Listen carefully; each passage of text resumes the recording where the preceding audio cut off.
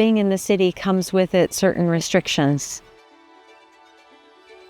You have to behave in a certain way, you're on guard to your interactions with other people. And when I come to Alaska, I feel those barriers drop.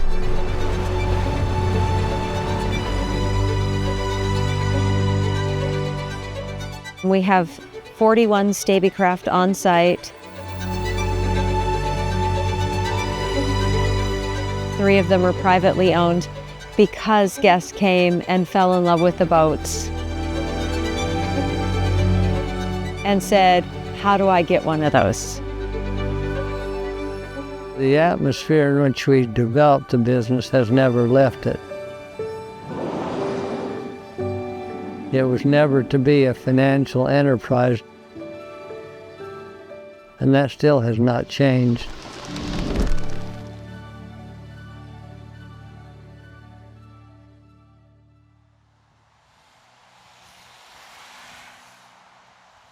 Our location is out in southeast Alaska, sitting on saltwater about 40 miles from the open ocean.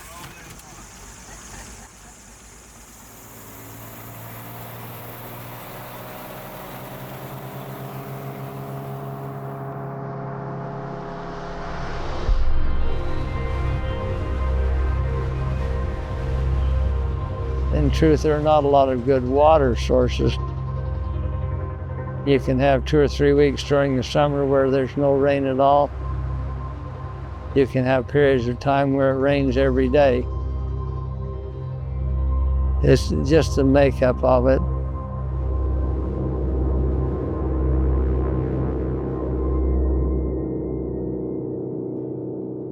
It all began in the early 1980s.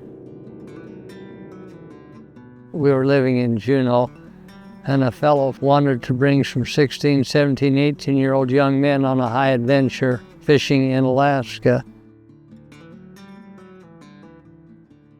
The 4 boats between them caught 1 fish, but it was a 110-pound halibut. And so the fellow who brought me up, Richard, was hooked. I was a young boy when we were taking people camping, and we did that for many, many years before we started building the lodge. I've seen it change from the camping phase into designing buildings. A lot of the original buildings I actually designed.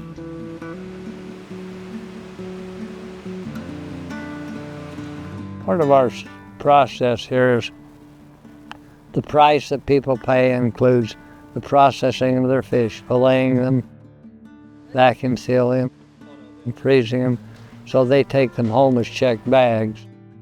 After they're frozen, then they go into these styrofoam boxes, and then we put the cardboard box around them and strap them. They are packed to about 50 pounds imperial, or about 22.5 kilograms, if the math was right, so that the airlines don't get fussed about taking them.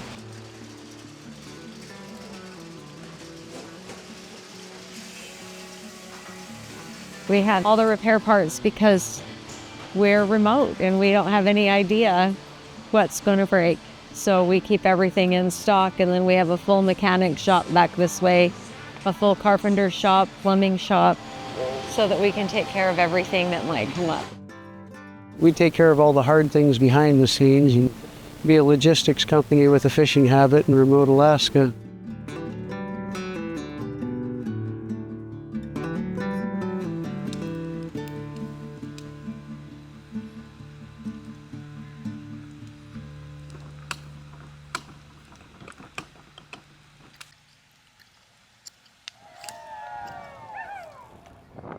Our guests generally arrive on Sunday evening,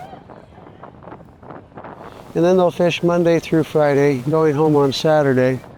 We serve breakfast in a window from 5:30 in the morning until 7:30, and guests are free to come anytime during that time. And then they'll come down to the dock. And then they're out on the water.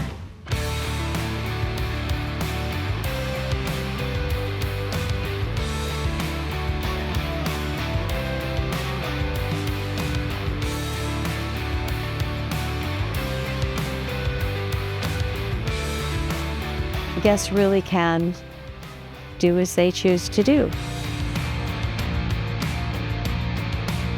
It was difficult in the first few years to convince people that they could catch fish without a captain on the boat. And then when we had a few returning guests who would then tell the story of, yes, we caught fish, it just exploded on us when people found that out. I couldn't tell who I was talking to, but I see now you're all covered up. I don't want to get any fish blood in the hair. That's probably the best thing in my opinion, because everything's very simple on the navigation and you're your own driver. You can do the things that you want to do. You get to control your own destiny, which I like, and it works out perfect. So you get your own boat and you can do it how you want. So now we're done with halibut, we're gonna go fish for salmon. Any suggestions? Keep the line in the water.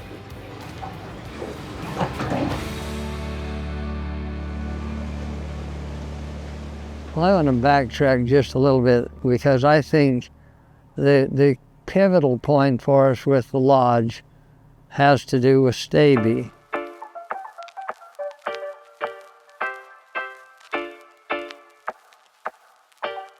Because before that we had skiffs manufactured in North America. The flotation on them was only in the back near the motor, and we had guests who did dumb things. Biggest issue was when they were pulling anchors using the float system that they do. They would tie the anchor rope around the back of the boat. If the anchor didn't come loose, it would swamp the boat.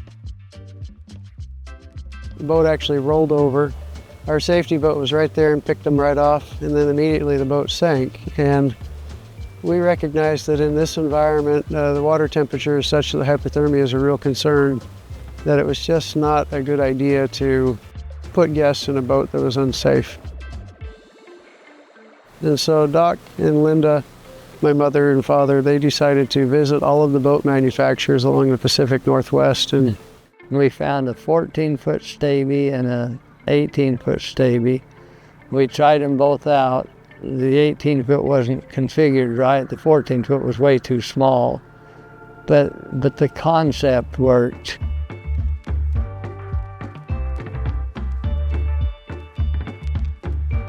It only took about a year, and then our guests were fighting.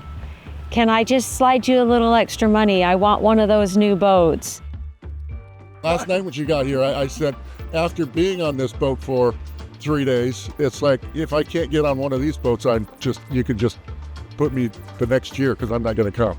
It's that good. Many of our guests are not experienced boaters, and they express concerns. I've never driven a boat before. I've never done anything like this before. And I can say with confidence, you'll be fine.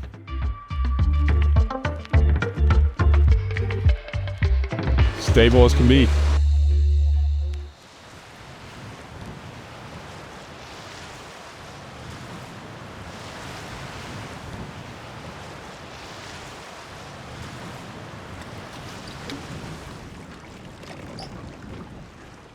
We're influenced quite a bit by the tide, and our tide comes from two directions here.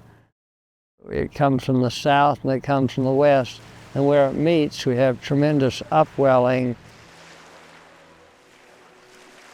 All that upwelling puts a lot of phytoplankton, zooplankton in the water, and everything that eats those, like the herring, the pollock, the other fish, are here by the billions.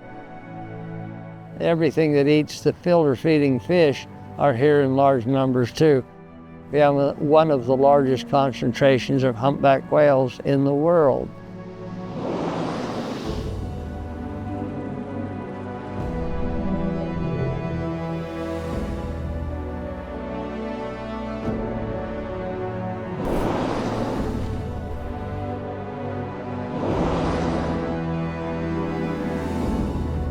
Sea otters are a dime a dozen. They're everywhere out here.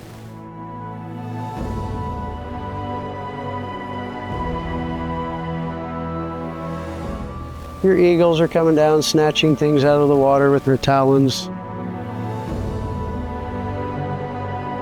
We also have a lot of sea lions. Yeah, we call them gangsters of the sea because they'll steal a fish off your line as anything, you know. They're not very kind that way.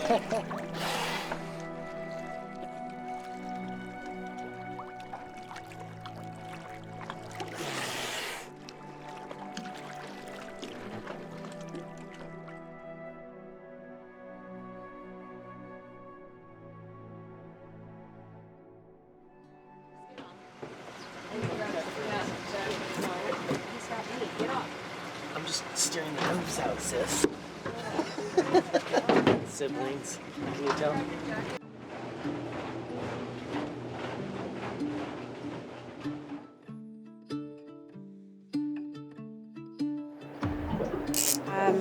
Because of the color scheme, I went with it's called pink camo, but it's an 80-pound test braid. So if we get a big fish that has a real hard strike force, it can handle it without snapping. And over here, that's got black.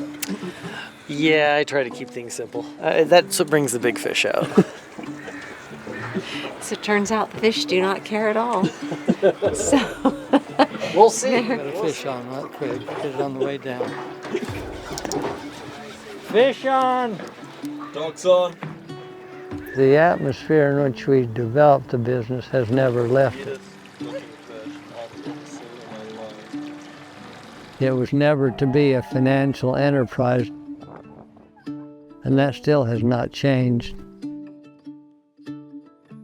Watching people experience this place, I think I have the coolest job on the planet.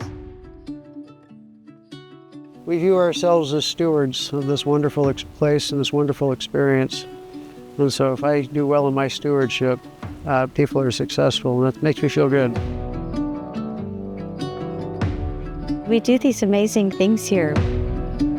We go out on the water and we see whales and sea otters, and it just makes me feel like I don't live in this little cement box. I'm still dealing with the camping mentality of people who just pool their money together and we go on the experience. Our clientele is shifting a little away from that, but I don't want to shift too far from it.